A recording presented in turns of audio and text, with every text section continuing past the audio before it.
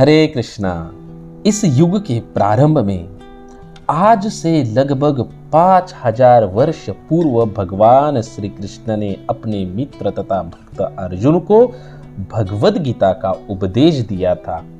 उनकी यह वार्ता जो मानव इतिहास की सबसे महान दार्शनिक तथा धार्मिक वार्ताओं में से एक है, उस महायुद्ध के शुभारंभ के पूर्व हुई, जो धृतराष्ट्र के 100 पुत्र तथा उनके चचेरे भाई पांडवों या पांडु के पुत्रों के मध्य होने वाला ये भ्रातृघातक संघर्ष था।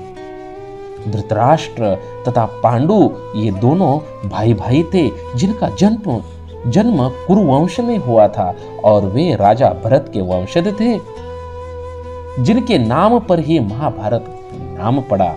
क्योंकि बड़ा भाई धृतराष्ट्र जन्म से ही अंधा था, अतएव राज सिंहासन उसे न मिलकर उसके छोटे भाई पांडु को मिला।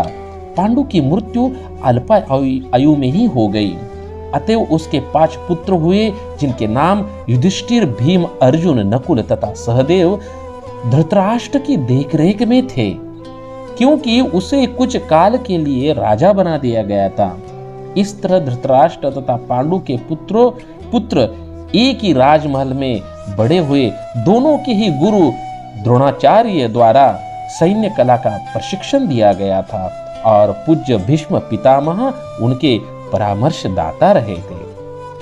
तथापि धृतराष्ट्र के पुत्र विशेषता सबसे बड़ा पुत्र, जिसका नाम था दुर्योधन, वो पांडवों से घृणा और हमेशा ईर्ष्या करता रहा। अंधा तथा दुर्बल हृदय धृतराष्ट्र पांडु पुत्रों के स्थान पर अपने पुत्र को राज्य का उत्तराधिकारी बनाना चाहता था। इस तरह धृतराष्ट्र की सहमति से दुर्योधन ने पांडु के पुत्रों की हत्या करने का बड़ा षड्यंत्र रचा और 5 पांडव अपने चाचा विदुर तथा अपने ममेरे भाई भगवान श्री कृष्ण के संरक्षण में रहने के कारण अनेक प्राण घातक आक्रमणों के बाद भी अपने प्राणों की सुरक्षा करते रहे। और भगवान कृष्ण कोई सामान्य व्यक्ति नहीं है, अपितु साक्षात परम ईश्वर है, जिन्होंने इस धराधाम में अवतार लिया था और एक समकालीन राजकुमार की भूमिका निभा रहे थे। वे पांडु की पत्नी कुंती या पृथा पांडुओं की माता के भतीजे थे।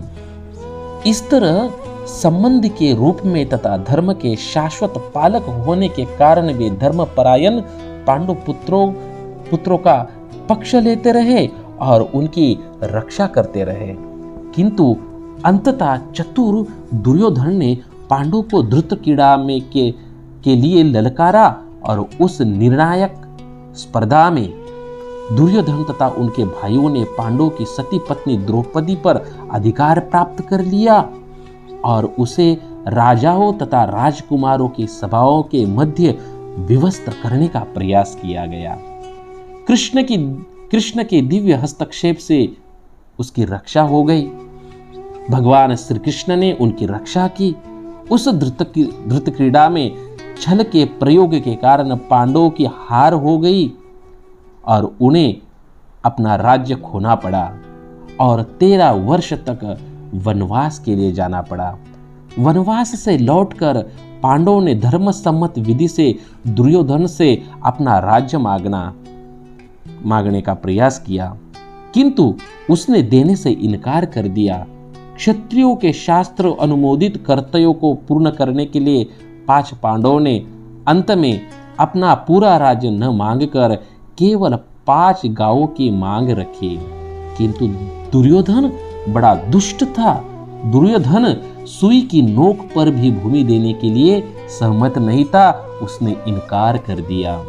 अभी तक तो पांडव बड़े सहनशील बने रहे, लेकिन अब उनके लिए युद्ध करना अवश्यभावी हो गया। विश्व भर के राजकुमारों में से कुछ धृतराष्ट्र के पुत्र के पक्ष में थे तो कुछ पांडवों के पक्ष में थे। उस समय कृष्ण स्वयं पांडु पुत्रों के संदेशवाहक बनकर शांति का संदेश लेकर धृतराष्ट्र की सभा में गए। जब उनकी याचना अस्वीकृत हो गई तो युद्ध निश्चित हो गया। अत्यंत सच्चरित्र पांडवों ने कृष्ण को पूर्ण पुरुषोत्तम भगवान के रूप में पहचान लिया, किंतु धृतराष्ट्र के दुष्ट पुत्र उन्हें नहीं पहचान पाए। फिर भी कृष्ण ने विपक्षियों की इच्छानुसार ही युद्ध में सम्मिलित होने का प्रस्ताव रखा। ईश्वर के रूप में वे युद्ध नहीं करना चाहते थे, किंतु जो भी उनकी सेना का उपयोग करना चाहे वह कर सकता था। प्रतिबंध यह था कि एक और कृष्ण की संपूर्ण सेना होगी तथा दूसरी ओर वे स्वयं होंगे। एक परामर्शदाता तथा सहायक के रूप में वे उपस्थित रहेंगे। राजनीति में कुशल दुर्योधन ने आतुरता से कृष्ण की सेना झपट ली, जबकि पांडवों ने कृष्ण को उतनी ही आतुरता से स्वीकार किया, ग्रहण किया। इस प्रकार कृष्ण अर्जुन के सारथी बने और उन्होंने उसे सुप्रसिद्ध धनुर्धर का रथ हाँकना स्वीकार किया।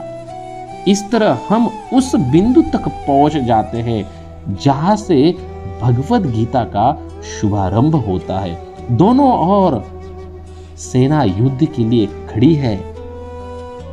उस युद्ध में कई प्रकार के अलग अलग योद्धाएं आए हैं, किंतु जो राजा धृतराष्ट्र था वो नहीं आ पाया। क्यों नहीं आ पाया? क्योंकि धृतराष्ट्र जन्म से ही अंधा था, पर जानने के लिए बड़ा इच्छुक था कि कुरुक्षेत्र के रणभूमि में जो दोनों योद्धा आए हैं वो क्या कर रहे हैं। वे जानता था कि उसका सचिव, जिनका नाम था संजय, सचिव को दिव्य दृष्टि प्राप्त थी, वो दिव्य दृष्टि से देख सकता था। इसलिए वे अभी संजय से पूछ रहा है, संजय से अभी पूछने ही वाला है कि कृपा कर हे संजय, आप मुझे बताओ कि कुरुक्षेत्र के रणभूमि में क्या होने जा रहा है। तो अभी इस प्रकार से भगवद गीता का शुभारंभ होने वाला है। धृतराष्ट्र अभी पूछ रहे हैं, क्या पूछ रहे हैं और संजय उत्तर क्या देते हैं, जिसकी चर्चा हम अगले वीडियो में करेंगे। हरे कृष्णा।